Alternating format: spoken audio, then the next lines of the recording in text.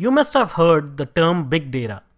In the recent years, this term has been gaining popularity across the industry. There has been a paradigm shift in the volume of information and the ways in which it is extracted from the underlying data. ELK is one such new age method for data exploration.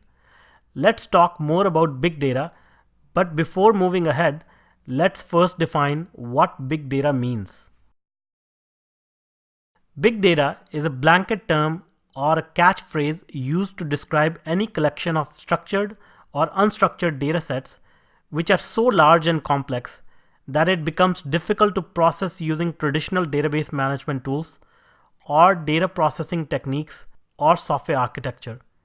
In other words, the dataset volumes are so large that we cannot use tools like spreadsheet tools, relational databases, etc. to process these datasets.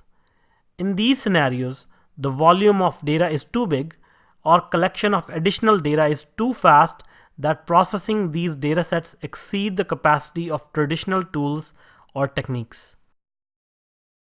Despite these big problems, big data has many benefits. Processing these datasets can help companies and individuals gain better insights about the data or their businesses and improve the operational efficiencies. They say time is money. Using big data processing techniques, you can gain these insights about these large datasets in very short period of time and even almost in real time, which translates to faster and better decisions. With the added capability of big data processing, we can now build new products and services, stretch the boundaries of science, and venture into new research areas which was not possible earlier.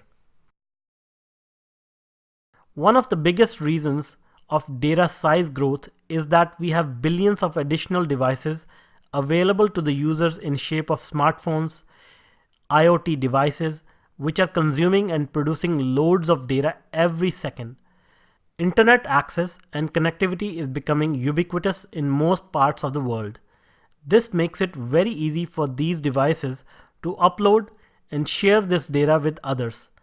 All this data eventually gets captured for further processing, sharing, and analytics. Let's determine what caused this big swell in the size of datasets in recent years. Let's examine what kind of data growth trends we are experiencing by looking at some numbers from 2012 from popular search media site Facebook. In 2012, Facebook was reported to have 2.5 billion content items posted every day, 2.7 billion likes daily, 300 million photos were uploaded by users every single day. While Twitter has reported 500 million tweets every day, or roughly 200 billion tweets on a yearly basis. Similarly, Google reported 20 petabytes or 20,000 terabyte data processed every day. Let's now move our attention to some traditional datasets. The largest relational database is being used by AT&T, which is about 320 terabytes in size. The AT&T Call Records database has 1.9 trillion unique rows in the database, which is the second largest number of unique rows. It is estimated that 90% of digital data generated by human race has been generated in just past 2 years. 80% of this data is unstructured data like photos. This tremendous growth in data and big data technologies could be characterized with 3 V's. First V is volume. Here, the volume represents the size of data. As we just saw, we are collecting larger and larger datasets ranging in terabytes or petabytes. This is a combination of structured and unstructured data. Next is velocity. This represents the speed at which data is being generated and or is being ingested by our systems. There are applications which are collecting very high velocity data like clickstreams, signals from IoT devices, server logs, etc. These data streams are being generated at gigabytes per second and are being ingested for further processing. Last V is variety. Variety refers to the different kinds of data that our systems collect. It could be structured data or unstructured data.